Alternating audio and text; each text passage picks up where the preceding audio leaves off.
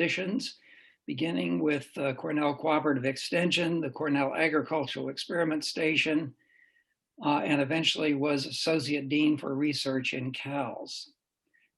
During his academic career, as is true for many of us, climate change emerged as the existential threat of our time and our future. Several years ago, Mike turned all of his attention to research and public education about climate change. This is a very personal commitment for him, and I believe today he will make the case that it should be a very personal commitment for all of us listening to this presentation. So, Mike, it's yours. Thank you very much, Brian. Thanks for the wonderful introduction. Thanks, Cindy, for helping arrange all of this. Thanks again, Brian. Thanks again, Cindy. So, Brian laid out sort of the plan and even my presentation very well. Most everybody who's listening has had successful careers. They've had a purpose in life. And what I want to present is something else to consider, and that is helping tackle this grand challenge of climate change. Consider it a new opportunity. So I'll cover the basics of climate change. I'm going to be a little on the hard-hitting side. There's always a danger of overwhelming people with too much information, but I'm just giving you a heads up of what's going on, the facts. And we're going to go out to a meal because climate change is affecting the foods we love and need. And then we'll wrap up with lots of solutions and opportunities for all of us to be involved. So, purpose. And again, we've all been there. I'm just trying to refresh us of what this is in life. So the psychologist for purpose is abiding intention to achieve a long-term goal that is both personally meaningful and makes a positive mark on the world. The goals are to foster a sense of purpose, are ones that can potentially change the lives of other people. We're making contribution. It's a destination, not a destination. It's a journey. And people with purpose generally have more satisfying and meaningful lives.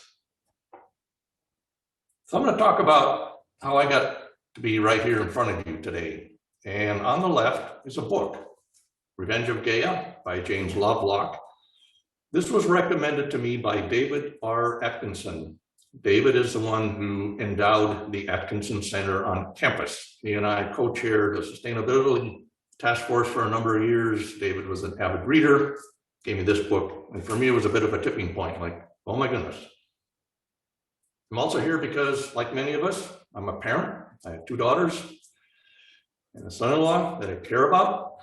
Brian articulated or mentioned the leadership roles I've had at Cornell, and when you're a CEO or associate dean, you better be looking at the big picture, and climate change is a big picture.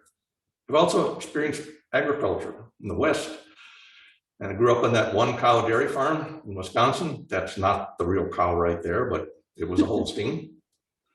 And also spent time in the Marine Corps. Something to do with those cheese curds in Wisconsin, I think. And I love to drink and eat in that order. These things are changing. There's stories here. And lastly, whenever you're in an airport and you see that Homeland Security sign says, if you see something, say something. That's what I'm going to do until I can't do it anymore. So that's my purpose. That's why we're here today. Talk about climate change, you got to tell the truth, even though it's uncomfortable, or might even consider it cruel.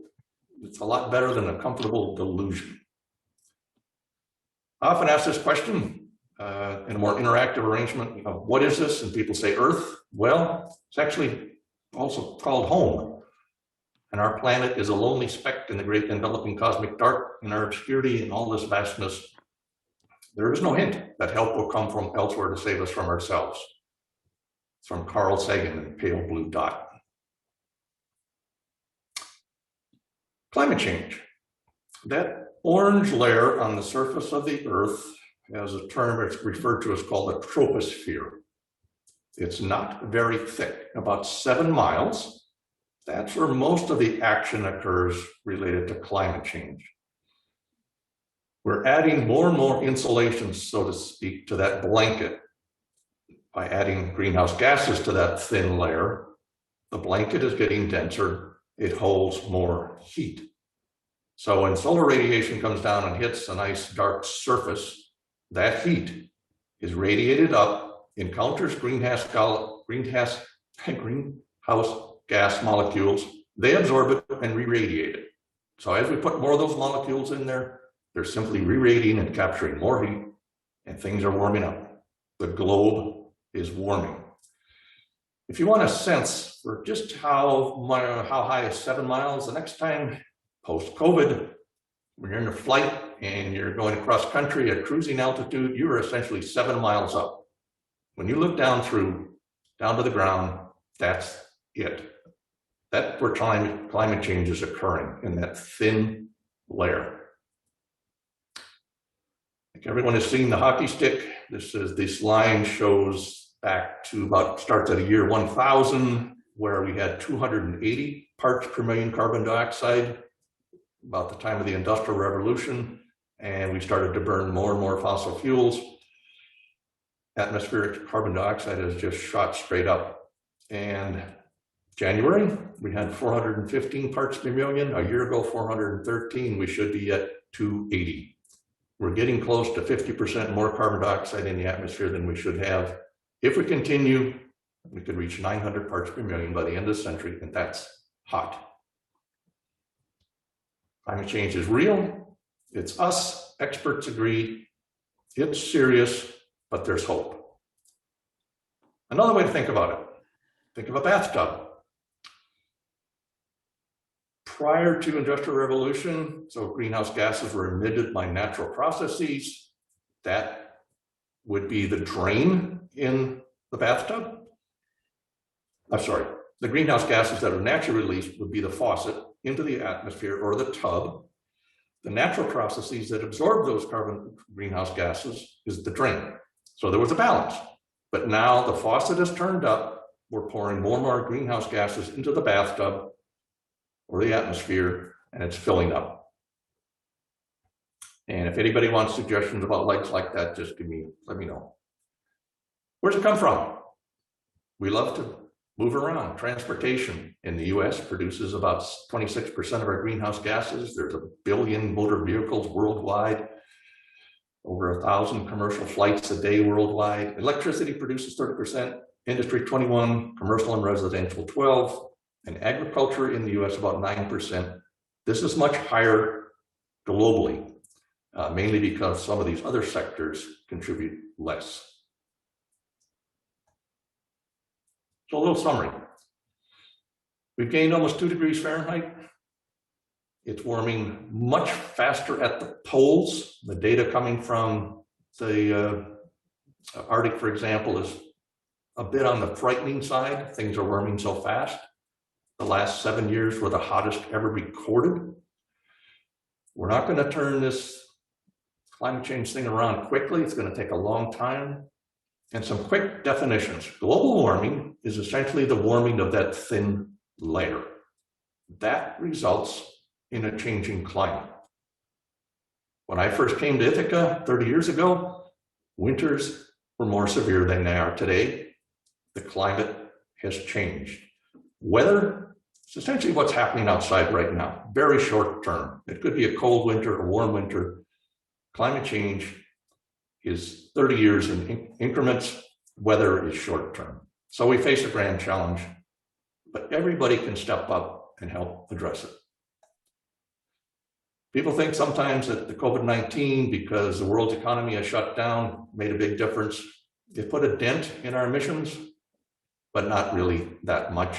And once we're out of COVID, everybody's suggesting we're going to be right back at pumping greenhouse gases into the atmosphere. The evidence, it's all around us. Lower left, glaciers are melting. This is actually important to agriculture worldwide, hydroelectric communities, but they're receding rapidly. Upper left, that yellow line is the typical extent of the sea ice in the Arctic in the late summer. But because conditions have warmed, you can see now that it's much less currently. In fact, the area between the ice and that yellow line is about 700,000 square miles. That's bigger than Alaska. So now you've got that blue water absorbing solar energy, warming up, melting more ice. Pretty soon the summer sea ice will pretty much be gone. To the right is Greenland. It is now losing roughly maybe over 300 gigatons of ice a year. And I'll show you what that looks like compared to the Empire State Building. So major changes at the top of the world. The trees shown here that are dying because of bark beetles that love the new conditions. It's hotter, drier, longer warm seasons, and they are devastating forest in the west, in part leading to more forest fires. And of course, the oceans, rising sea level, simply because half of it is because warm water takes up more space. The other is because of melting ice masses and glaciers. There is the Empire State Building in 1 gigaton of ice. So in a typical year, Greenland loses about 300 of those chunks of ice. And even the redwoods, Lazarus, which should live forever, has recently died because of bark beetle infestations. It should have lived another 500 years. Look into the future. Upper left, that gray band that goes across the graph is essentially captures the highest and lowest average annual temperature from about 1850 to current times. Then the projections in the colored lines go out, and you can see roughly at about 2050, that red line, which would be this kind of the worst case scenario, the coldest average temperature will be warmer than anything we've seen in the previous couple hundred years. And that's right here in central New York. Down below, precipitation patterns in the future. If you find the Northeast, we'll actually continue to gain precipitation, annual precipitation. We gained about 5 inches already. So as that indicates, wet areas of the world will get wetter, dry areas drier. The western and central US, they're definitely going to get much drier. And some say this is an opportunity for agriculture in the Northeast because we will have water. The models that predict the future are good, but there's also tipping points which don't fit the models, like the increased melting of the permafrost in the Arctic, which potentially could release methane and other greenhouse gases, which could severely impact the atmosphere. That's one. The latest news, there's a huge mass ocean current that's now shifting or changing off the eastern coast of the US. And believe it or not, if that slows down enough, it'll actually get cooler here and in Europe for a period of time. So it's really serious. As UN Secretary General says, the point of no return is no longer over the horizon. It is in sight and hurtling towards us. And as this young person says, in her sign, we don't have time. I'd like you to just remember this word as we continue through with the lecture. I frequently ask our Cornell students, please describe in one word how you feel about your future given climate change. This is the latest. The young person said, endangered. That's personally kind of tough because I've heard black, I've heard terrified, etc. So the young people are concerned and we can help them. So just remember that, endangered. So we need to tell this story. How do you tell a climate change story? We can make it personal. Well, it's affecting the younger people. Health, rising temperatures are going to cause all kinds of health issues. Hey, it's going to affect the economy, environmental issues like biodiversity, and food.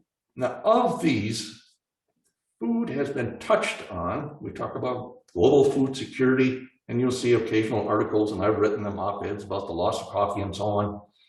But no one's really looked at it in a comprehensive way, and specifically the foods we love and need. That's part of the story I'm going to share. And I hope you enjoy a little humor now and then. But so what about food? Well, these kids are worried. Without ice cream, there would be darkness and chaos. And down below, that's where I fit. Melting glaciers are bad enough, but the loss of coffee is downright terrifying.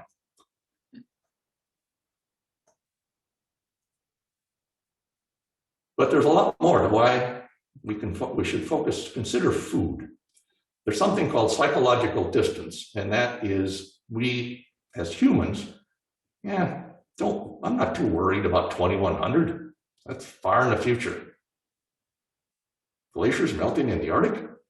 No, it's too far away. It doesn't resonate. It doesn't get us necessarily excited about anything. But when you talk about climate change, it has to be relevant. And how more relevant can you get than food? We all eat. It's part of our cultures, family traditions. I occasionally get really emotional when my wife of 50 years prepares a new dish. That's a positive thing. It's not a negative thing. It's just very enjoyable. So food is is an emotional thing.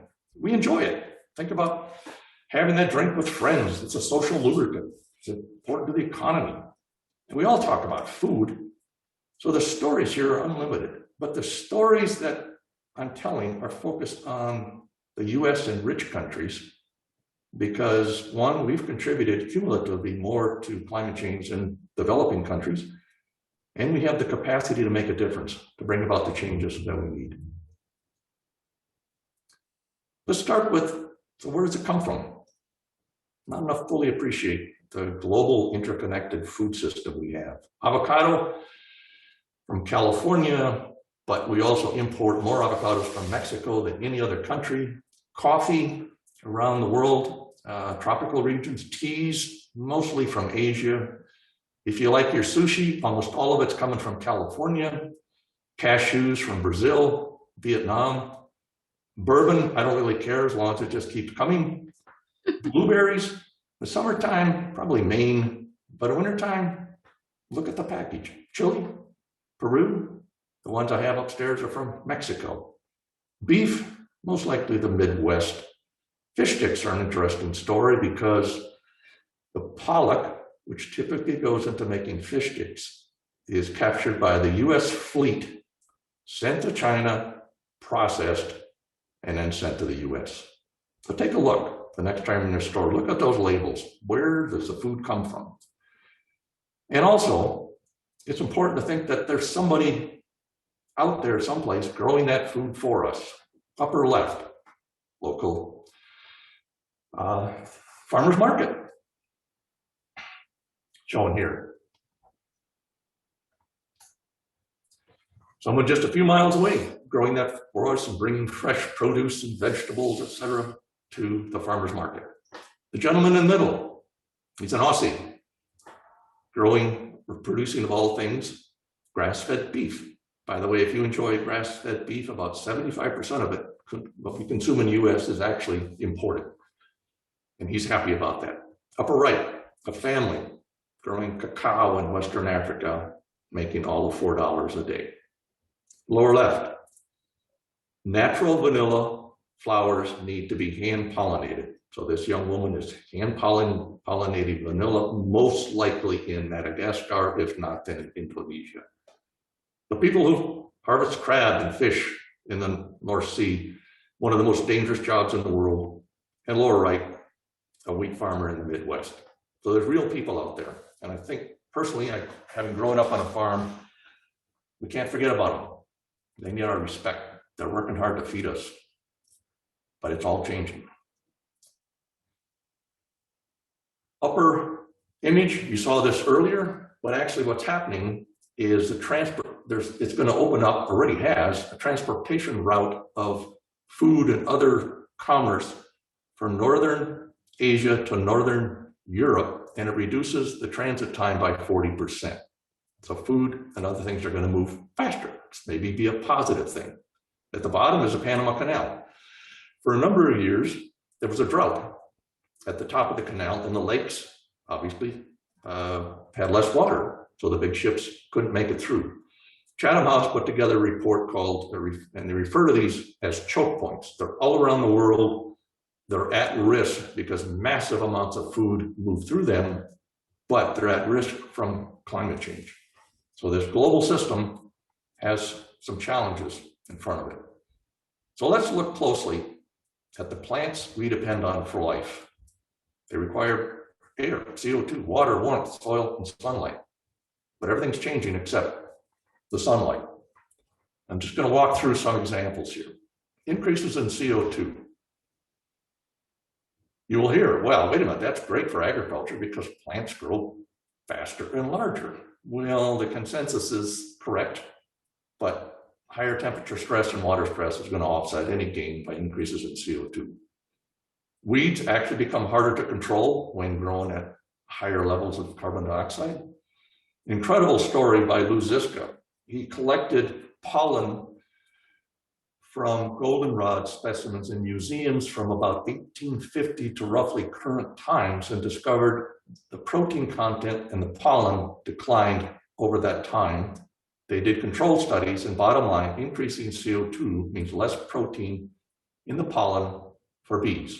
Human nutrition, this is a really big deal. By 2050, with 550 parts per million, we could see anywhere from 3 to 17% less protein, iron, and zinc in many of our major staples, up to 30% decline in vitamin Bs in rice. Also changes in colors, flavors.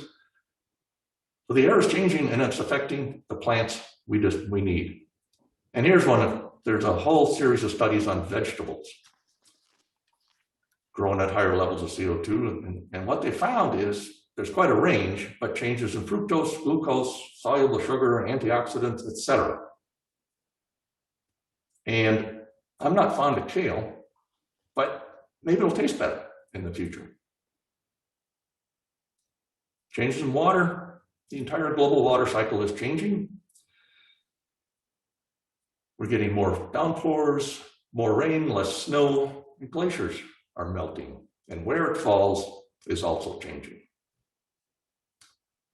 In the Northeast, I don't know if anybody's noticed, but to me it's pretty noticeable. We've actually increased in the number of heavy downpours. We're up about 55% from historical records. That makes it tough for farmers. You get these extreme downpours, wash away seed, fertilizer, nutrients that's in soil. Makes it hard for getting into the field sometimes in the summertime. And although far less across the country, the Midwest is up about 42%, Southeast 27%.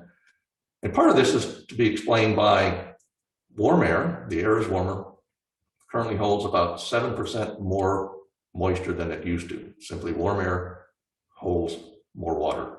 So when we have these events, there's a lot of water in the atmosphere to get dumped on us. And a quote from a local farmer: as a farmer, you can weather the storm, but you can't weather continuous storms. Temperature. Yeah, it's getting warmer, but it's interesting. Cool regions are warming faster than warm regions. US winters are warming twice as fast as summers. Nights about 20% faster than days, and nighttime temperatures are important to yields in rice and other crops. And actually, warming nights reduce rice yields. And these extreme heat waves reduce wheat, corn yields.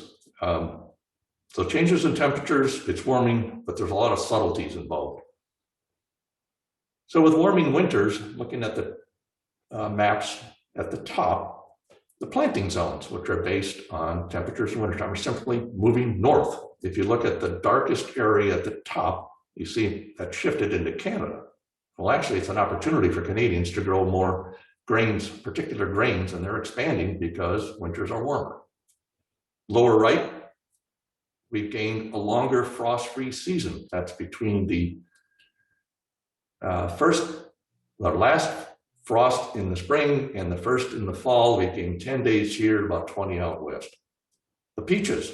In 2017, there were no peaches from the peach state, Georgia, because it wasn't the previous winter wasn't cold enough because nut and most fruit crops require a dormant period driven by lower temperatures. If it's too warm, they don't set fruit.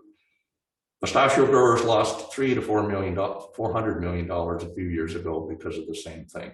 The previous warm winter affected set.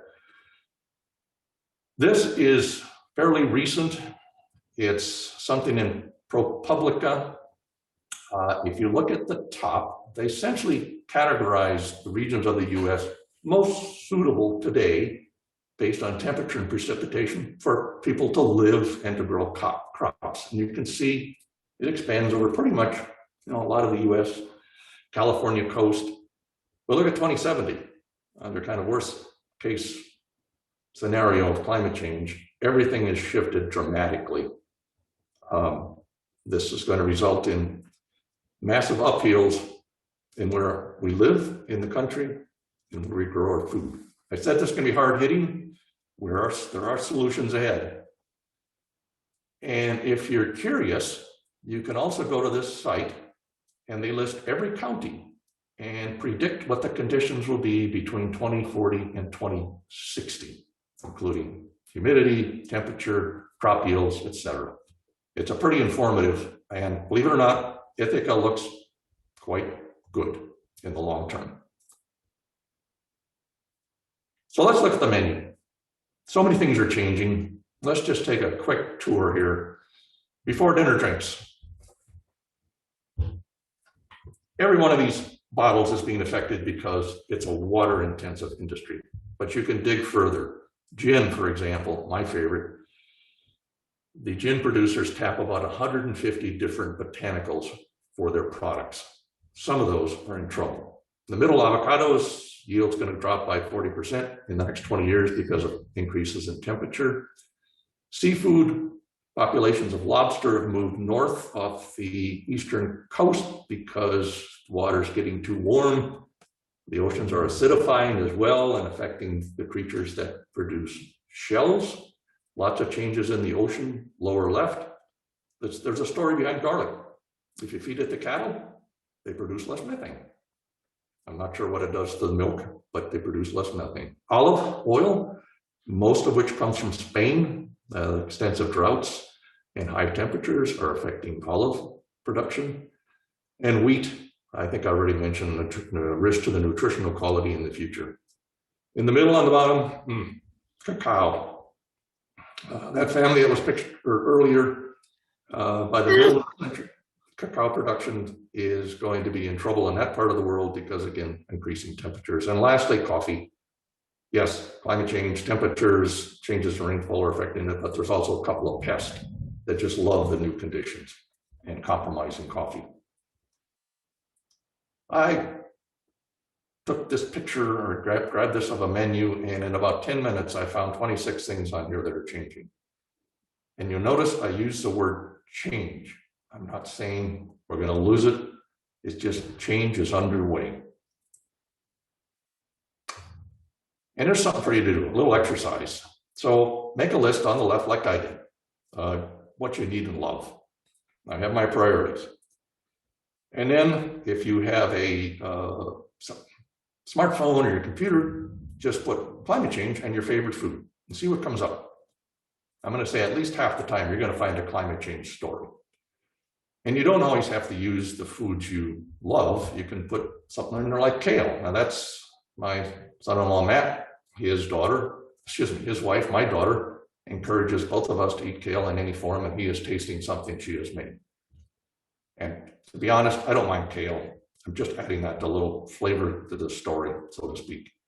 Here's some more stories, which are just incredible.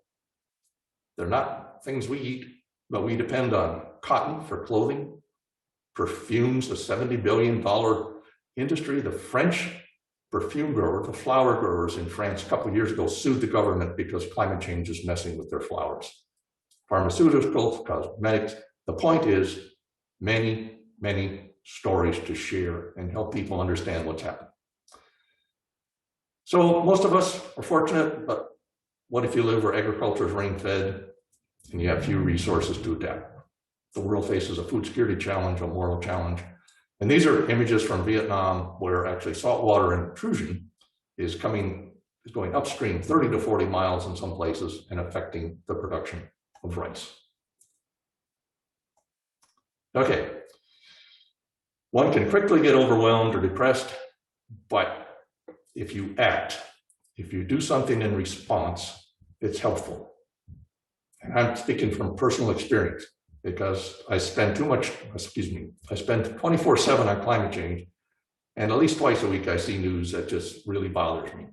So to live is to roll up your sleeves and embrace trouble. So we've got trouble, it's climate change. And let's act. So let's switch gears now and some of the solutions and focusing on food. So saving the foods we love and need, stories that need to be told, hope.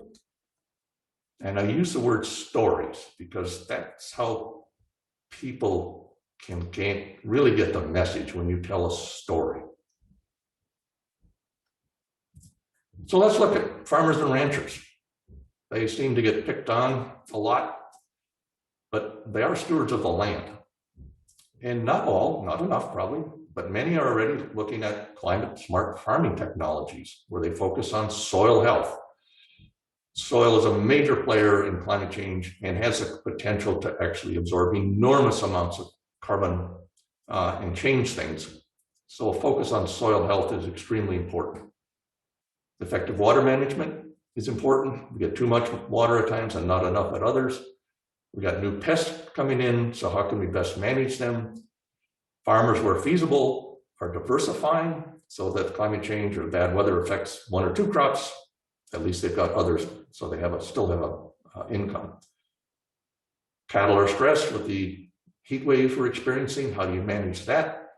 And also looking to the future. Planning. We know things are going to change. How can we get there ahead of the change? Food and beverage businesses are doing the same thing. They're encouraging climate smart farming worldwide, where they're sourcing their ingredients, their vanilla, their sesame, whatever it might be. They're working directly with the farmers. They're looking at the supply chain. I mentioned the Panama Canal, but there's a lot of other risks that are sort of bubbling up along the supply chain. They need to be aware. They're conserving energy. Some wine producers are using much lighter wine bottles to reduce energy use and consumption of the materials that go into making those bottles. And again, they're investing in the suppliers, the farmers around the world, and they're even looking at alternative ingredients. Ben & Jerry's is on top of this. I just hope they don't try to find something that replaces real chocolate. It's a time to opportunity also to talk about science. We're experiencing a real problem in the US of people respecting science, but what if you connect it to the food someone's eating? And the scientists around the world and the US are working on resilient crops, climate change resilient crops, soil health, water, cattle stress, doing climate modeling, making decision tools for farmers to help them determine when they need to irrigate in this new world. How do we communicate about climate change? Economics, and also helping reduce emissions and develop renewable energies. And I'm going to drill down into one because my own experiences, I've been found it difficult to find a package of highly processed food that it did not have the label non-GMO on it. So to me, this is an opportunity to also share something about science and including genetic engineering. According to the National Academy of Sciences, there's no evidence that foods from genetically engineered crops are any less safe than foods from non-genetically engineered crops. This is a sensitive topic. And when I give presentations, the question about genetically engineered crops comes up almost every time. But let's look at gene editing, which is one of the most precise approaches now to genetic engineering. It's precise, and it's like removing a single gene from the 32,000 in a corn plant, or one key from a piano with 32,000 keys.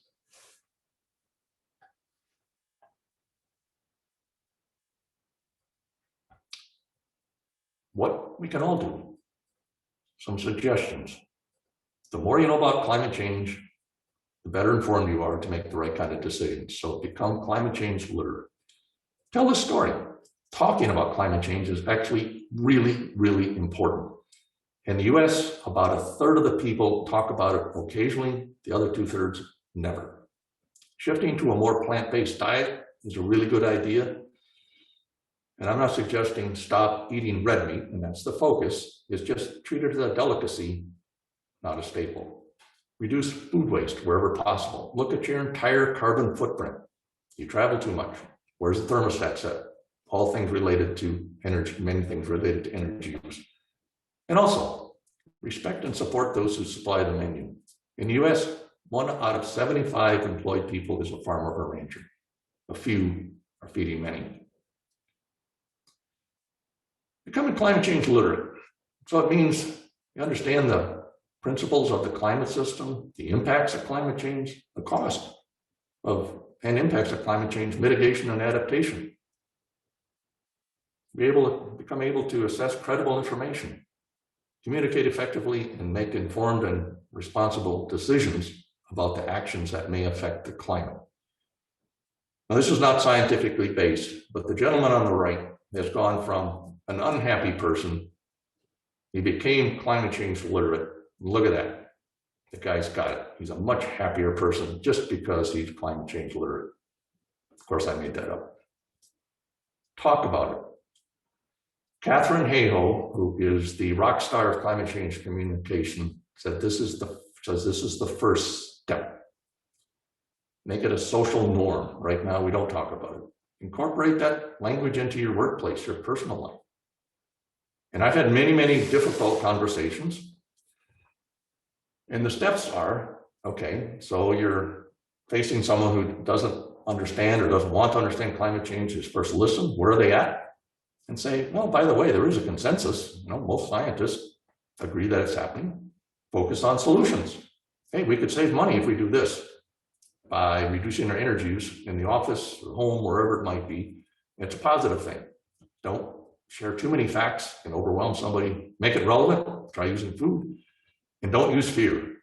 Make it a conversation. So, raising awareness through food. It's relevant. We all eat. Can we find common ground across everybody in the food chain? Consumers, chefs, restaurateurs, the food industry, producers, retailers. And we say there are no villains in this system. We're all in it together. We're not pointing fingers. We all need to eat. So let's work together and form partnerships. And there are chefs very interested in some of the things we're doing because the changes are important to them. Needless to say. And often hear, well, wait a minute, I'm just one person. Well, there's Greta. First time I saw her, I was just stunned. She weighs all of 105 pounds, but she carries a really heavy voice. So I urge everyone to get involved. Raise your voice, talk about it. It's political, okay? May have to get political. And a lot of us just struggle, well, where do I turn? What can I do? And the suggestion is find what you're good at, what you're best at. Can you just talk about this? Can you lead in some way? So focus on one thing that you can do. But bear in mind that now we need to push for changes big enough to matter. The scale of the change, the pace of the change needed, it's big and immediate. So we got to really focus on things that matter. We won't all be heroes, but we can all contribute. And looking back, our offspring will at least know we tried. Maybe we didn't turn the tide, but we tried. That's all we can do. Another word, remember that one earlier? Endangered? This is another word I heard from a student at Cornell. This student was he was knowledgeable about climate change and he was passionate about solving it. So we can turn it around from endangered to passionate, to inspire, to help everyone get motivated to help tackle climate change, do their part. And we can do it. We have the will. Look at the art. We've cured diseases. We built technologies that are mind-blowing. Rebuilt New York City. We have agriculture that's producing the food in general that we need. And we just landed Perseverance on Mars. So we have the technology. We just need the will to bring about the change that's needed. So here's a campaign that several of us are involved in. There's a book, Our Changing Menu, that will be out soon. And 140 copies are arriving at my front door today. That'll be the first time I will see the book. A bit emotional. It's been a 2-year journey. There's also a website that's a companion to the book because things are changing so fast that the website can be kept updated. There's also 2 databases at the website. One is on specific food ingredients that are being changed by climate change, and there will be hundreds in there ultimately. And the other is on all those other plant-based products like perfumes, etc., and how they're changing. So someone can go in and search, what's happening to turmeric or hot peppers. We're also pushing ahead with social media, Twitter and Instagram. We hope to do a messaging experiment with folks in communication, and this is essentially surveying 500 US people in the US with a survey, and they're going to be given a paragraph that says climate change is melting glaciers and on, standard stuff. Then the questions are, how concerned are you? Standard questions. The other 500 will get the same thing, but that opening paragraph will say climate change is affecting your coffee, your chocolate, etc., food. And they answer the same questions, and we'll see what the results will be, but we're pretty confident that food is going to have a greater impact on people than melting glaciers. We're using humor. We've hired a comedian in Chicago to work on climate change and humor. We just submitted an art project to an institution in the UK where we basically take apart a hamburger, all the things that are happening as a video. I'm having a conversation later today with a musician about can we develop some songs related to climate change. Maybe it's a dream, but I think this would make a wonderful documentary film, this story. Also, a couple of us have created an eCornell course that includes food and climate change, and working with the New York Power Authority because they are helping train their 2,300 employees about climate change. There will be a food component in there. So taken together, can we create a social movement on climate change using food? The current team, Daniel Eisman in the Department of Communications, he's on the faculty, very knowledgeable about all aspects of the project, and several students. Marta graduated last year. She's leading up improvement of the website. Some of these students are into social media. Several of them are working on the databases. Lindsay Podoff was the artist for the book. Carrie Kaplinka-Lair, who some of you know is a co-author in the book, and helped a lot with the website. And I just want to put in contrast the graduation dates of all of the students compared to mine. That's when I graduated from Clintonville Senior High School a while ago. Just want to give it some balance. We want to thank the Podell Endowment for supporting work on the website. It's been very, very helpful to hire some of the students to do the work. Also the Toward Sustainability Foundation, likewise, mostly for the book, actually the book and the website. And who knows, in the future, I think there'll be other funding opportunities through foundations in the food industry. I'm optimistic. So I'm going to close with a quote from Jane Goodall: "The greatest danger to our future is apathy." So just think, climate change and finding our greater purpose. Thank you. And I am more than happy to have conversations about what everybody, if you have any questions or you want to get involved or this or what else one can do. And I offer you a discount, a 30% discount on the book. If you want to write that code down when you order from, if you order from Cornell Press. Using that code will get you a 30% discount. So I'll leave that up so folks can write it down. And I think that's it. Thank you very much. We have one question that's standing out there, and I'm hoping you can answer this. How is climate change affecting marginalized groups in the U.S.? Issues of environmental justice. And can climate engineering help? Well, just like COVID, marginalized populations are being infected more so by climate change than the rest. If you think of high temperatures in the cities, those that don't have the capacity to cool their homes, etc., employment will be affected. So there's a lot of parallels between COVID-19 and climate change. And worldwide, it's probably even more stark because, as I mentioned, if you're living in a country where you don't have the capacity to respond, it's going to be more difficult to maintain the food supply, et cetera, where you live. And engineering, I didn't quite get the full question, please. Can climate engineering help? Oh, sure. And in fact, more and more people are starting to look at it in a serious way. You can add, for example, particulate matter to the atmosphere to kind of give a shading effect. But these are huge, huge experiments never done before.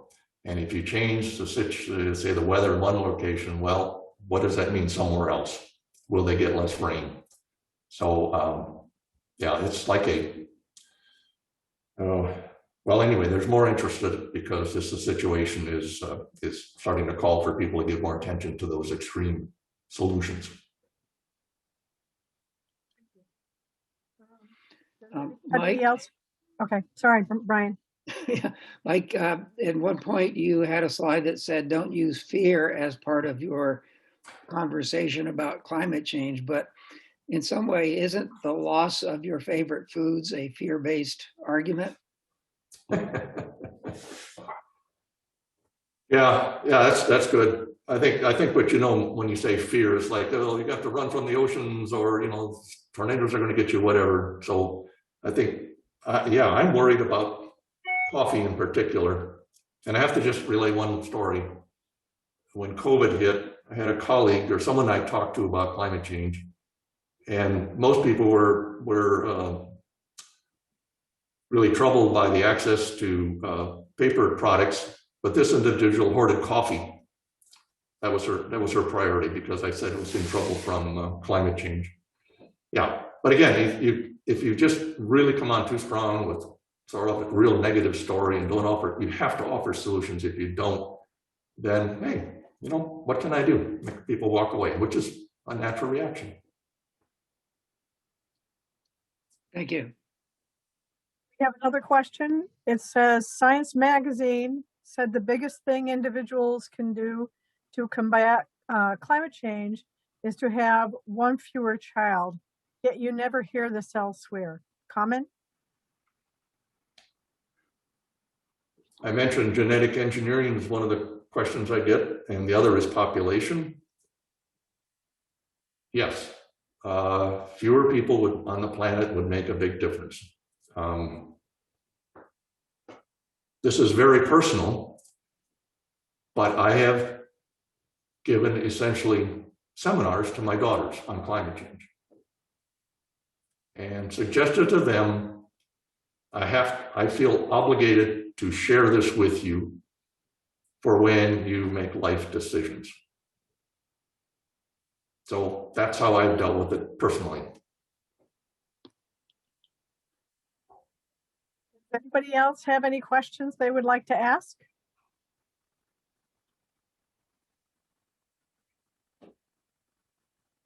I'm not seeing any other questions in here.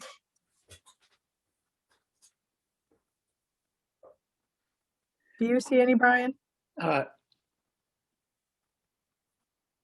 No. Okay. But Mike, I'm currently reading Mark Bittman's recent book called Animal Vegetable Junk, which is everything that's happening to our food supply and agriculture. And climate change is not the only thing going on here. And so should we have a broader concern in terms of how we're going to feed ourselves in the future, and climate change is a part of that rather than focusing on climate change alone? No, I mean, there's a number of things wrong with our food system. The quality of what we eat, et cetera, could be improved. Our diets can be improved. Those are self-choices. But there's the effect on water supply. There's loss of topsoil.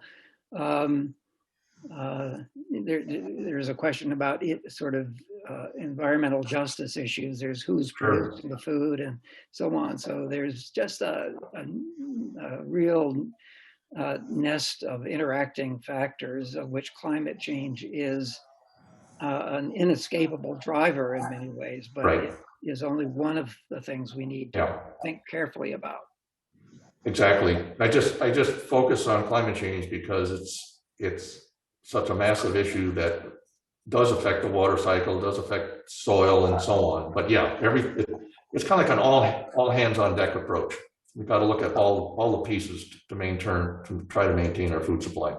Mike, this is Lorraine.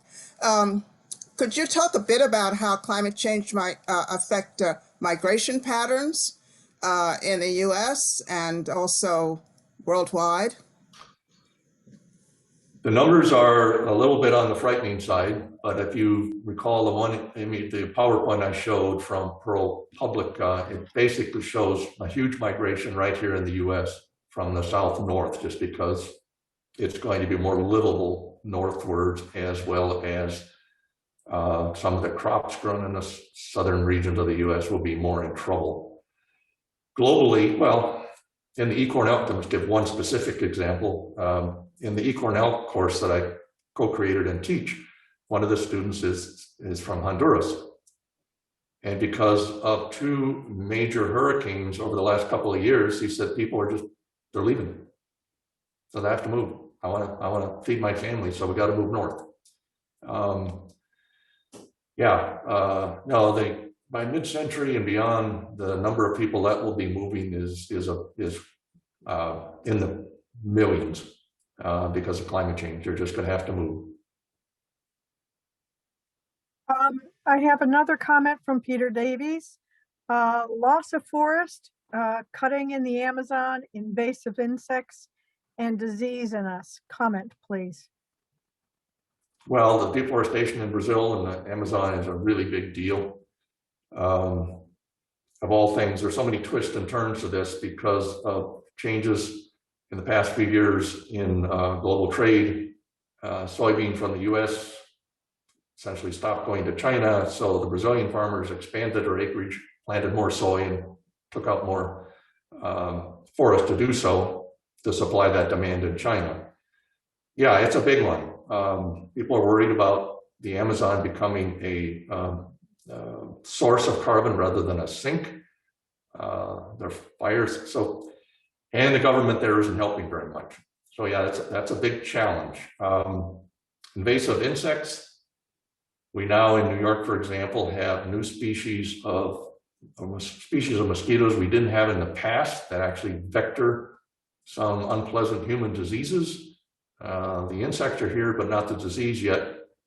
And there'll be a general northward movement of some pests because as conditions warm, they're just, they'll take advantage of the new place where they can expand their territory. Some insects will benefit, some may not.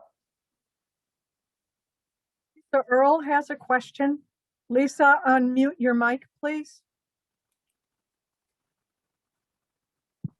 That was a mistake. I didn't mean to raise my hand. You have no question? No. Okay, thank you. I'll mute you again. David Brown, I think, also had his hand raised, but I'm not sure I see him here. He's gone. I'm not seeing anything else in the chat. if anybody else has questions, raise your hand or send something in the chat now. No. Oh, I do have one more thing. If you don't mind, Mike, going back to the page where there's where you can buy the book and it mentions the discount. I was asked about that a couple different times. And before you do that, Christine Olson now has a question. I'm going to allow her to talk, and Martin Hatch has one after Christine, and I'll unmute him shortly. Christine, I think you're good. Okay, actually, it's Dennis Miller. I'm sitting here next to my wife, Christine. You mentioned that in terms of total greenhouse gas emissions, agriculture accounts for about 9%. That's in the US. You also mentioned that if you look globally, agriculture counts for quite a lot more than that, partly because we emit so much greenhouse gases through transportation, big houses, and other things. But my concern is that with that figure, people will say, well, 9% is pretty small. Why focus on agriculture and food? We should be worrying more about transportation, electricity, manufacturing, etc.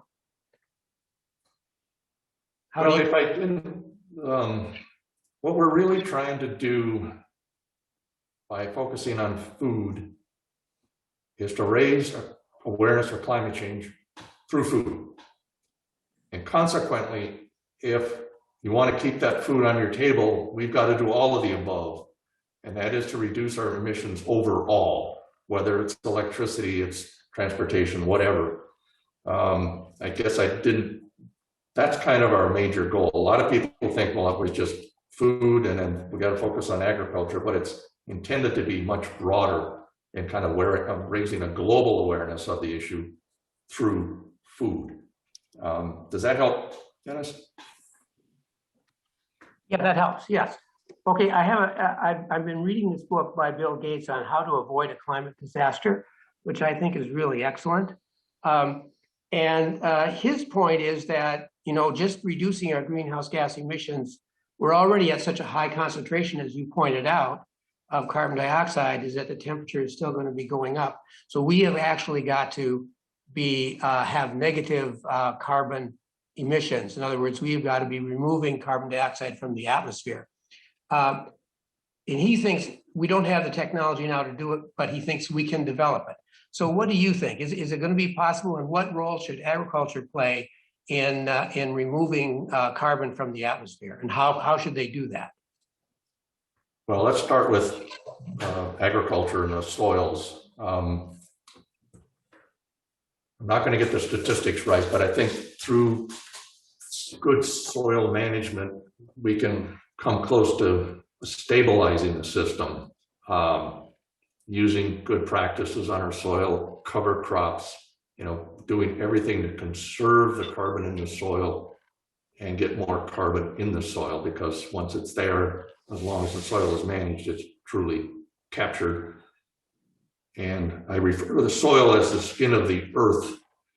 So it's everywhere. And if we could manage it, they could have a really, really big positive impact on the amount of greenhouse gases in the atmosphere. As to carbon removal from the atmosphere, I've got the book here, his book here, but I haven't read it yet. There's a lot of approaches. One has to be careful, obviously, if it takes more energy, et cetera, to withdraw the carbon. There's got to be that balance so that truly you are removing carbon. So I can't really give you, well, let me do it this way. Again, it's all hands on deck. It's all the technologies that we have available or can produce to turn this puppy around. So yes, let's try that too. Let's invest the research we need in carbon removal or whatever it takes to move that along. Another question I often get is nuclear power. And I'm a proponent of what are called breeder reactors. Bear with me, I'm taking a little diversion here, but they're smaller. James Hansen years ago said this is how we could solve climate change. They're smaller, you get distributed energy, but when you raise the specter of nuclear power, it's a people oftentimes respond negatively, but in fact, these breeder reactors use the current waste that we stockpiled. So who knows, maybe they could use breeder reactors because there's absolutely no emissions from them to operate some of these carbon removal technologies. I have another question and a comment. Would you support gene drive to eliminate invasive insects that are destroying our forest, e.g. emerald ash borer? And thank you, Mike, for what you are doing to alert people of this problem. I'm not quite sure about gene drive. I'm not, was that the? Would you support gene drive to eliminate invasive insects that are destroying our forests? For instance, emerald ash borer. I don't have any clarification other than that. The term is gene. I'm not quite sure about the term gene drive, what that means. I don't have any qualifying information on that, so I think Okay. I think we can't answer that. All right. I think if I don't hear from anybody else, I don't have any hands up. It would be okay to go back to that page where there's, oh wait, there's another question. I can give you the code. Yeah, that's what there's an interest, there's a great interest in your book, and so we'll want the code. And if you tell it to me, I'll just put it in the panelist section so everybody will have it. It is 09 flyer. FLYER. I think that's everything. I don't see any more questions or anything else in the chat. And I don't know what a gene drive is. Gene adjustment, I don't know, I have no idea. But I think we have everything. We'll settle that offline. And Mike, you've used our time well, and I appreciate your wisdom on these important issues. So thank you again, and make this place warmer today. Thank you for the opportunity. Y'all take care. Thank you. Thank you very much for your time.